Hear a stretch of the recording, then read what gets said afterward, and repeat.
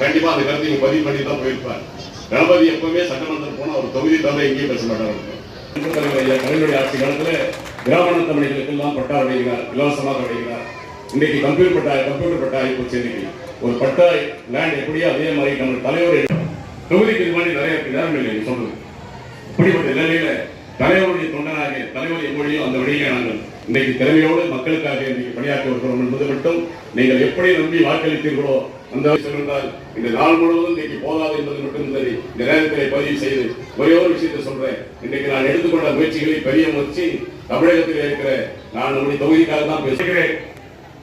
அந்த இளைஞரை சிறப்பான முறையில் வழிநடத்து அந்த இளைஞரை இன்னைக்கு திமுக கழகத்தினுடைய தலைமை பொறுப்புக்கு இணையாக கொண்டு அவருடைய மனமாற்றம் செய்து இந்த இயக்கத்தை வழிநடத்த வேண்டும் என்று இளைஞர்களுடைய செயலாளர் உதயநிதி அவர்களுக்கு அந்த பொறுப்பை நியமித்தார்கள். விளையாட்டு மேம்பாட்டுத்துறை அமைச்சர் பொறுப்பை ஏற்றுக்கொண்டு தாய்மார்கள் கொஞ்சம் உட்காருங்க, 10 நிமிஷம் முடிச்சு இன்னொரு அரை மணி நேரம் தான் போட்டியை நடத்தி முடிச்சார். இன்னைக்கு உலக அளவிலே இன்னைக்கு எல்லாரும் வந்தாங்க, மோடி கூட வந்தார். உலகமே வியக்க பார்த்தாரு அளவிற்கு செஸ் போட்டியை எத்தனை நாடுகளும் கொண்டாடி இருக்கிறது, நாடுகள் கொண்டாடி இருக்கிறது. அந்த போட்டியை நடத்தி இருக்கிறது ஒரு மாநில கட்சி, மாநிலத்தில் முதலமைச்சர் கொண்டாடியது நம்முடைய தமிழகத்திலே தான். அந்த வாய்ப்பை பெற்றவருடைய தலைவர் இன்றைக்கு அந்த பொறுப்பை பெற்று அதை இன்றைக்கு சிறப்பானவர் நடத்தி முடித்தவர் நம்முடைய உதயநிதி ஸ்டாலின் அவர்கள். சென்னையில கார் ரேஸ் நம்முடைய நடந்து போற பாதையில பஸ் போற பாதையில எவனாவது பைக் ரேஸ் நடத்திருப்பானா? எவனாவது எந்த கட்சியாவது நடத்திருக்கா? ஏடிஎம்கே தொடர்ந்து ஆட்சியில் இருந்து இது வரைக்கும் ஒரு ரேஸ் எவர்கள் கார் ரேஸ் நடத்திருக்கிறார். கார் ரேஸ் நடத்துறது ஒரு கைத்தட்டல் கொடுங்க, பெரிய அளவில் கொடுங்க.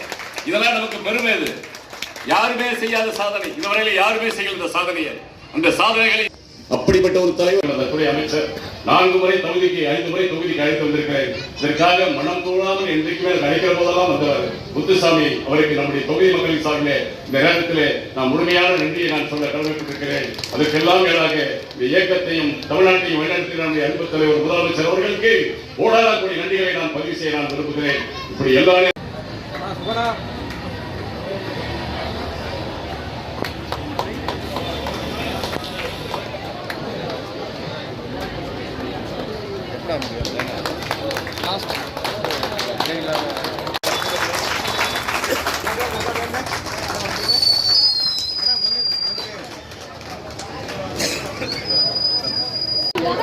அக்கா வாங்க என்ன ஒரு நிமிஷம் அப்படியே ராஜண்ணா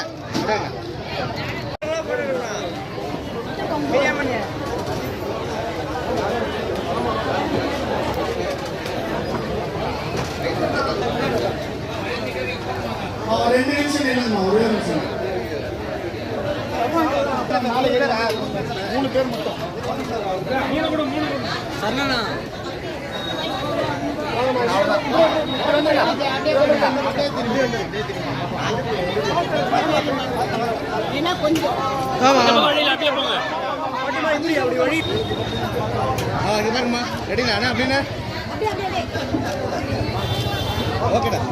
வாழ்ந்து கொண்டு இன்னைக்கு நம்ம மக்களுக்காக அருமணியாற்றி வருகிறாரே நம்முடைய அண்ணன் தளபதி அவர்களால் இந்த ஆட்சியை கொண்டு வர முடியும்.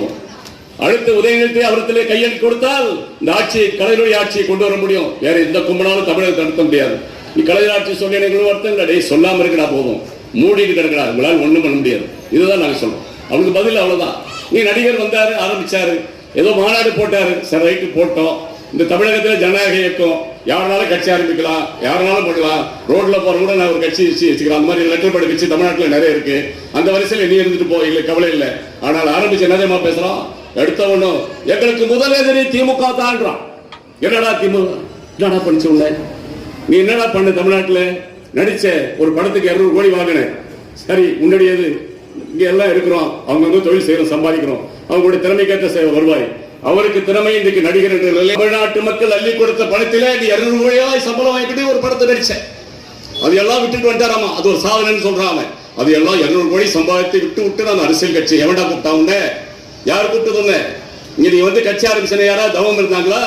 ஆர்ப்பாட்டம் பண்ணாங்களா? போராட்டம் பண்ணாங்க? பெரிய போராட்டம் நடத்தினாங்களா? அட உங்க கட்சிக்காரன் போராட்டம் நடத்தினாடா. ரஜினி வரேன்னு சொல்லும் போது கூட அந்த கட்சிக்காரன் எல்லாம் போய் தவம் இருந்தான், வீட்டு வாசல்ல தவம் இருந்தான். நீ எப்படியாவது வரணும்னு சொல்லி கேட்டாங்க. பெரியார்களே அவர்கள் எல்லாம் எதிர்பார்க்கிறது தமிழகத்திலே. ஆனால் இன்னைக்கு விஜய் வருகிற போது யார் அழைத்து நீ வந்தாய்? நீ திட்டம் போட்டாய். எதற்காக திட்டம் போட்டாய்? உன்னுடைய தனிப்பட்ட விஷயத்துக்காக நீ திட்டம் போட்டிருக்கிறாய். தமிழகத்திலே திமுக தான் நம்முடைய எதிரி என்று நீங்க அறிவிக்கிறாய். இன்றைக்கு பிஜேபி இருக்குதா?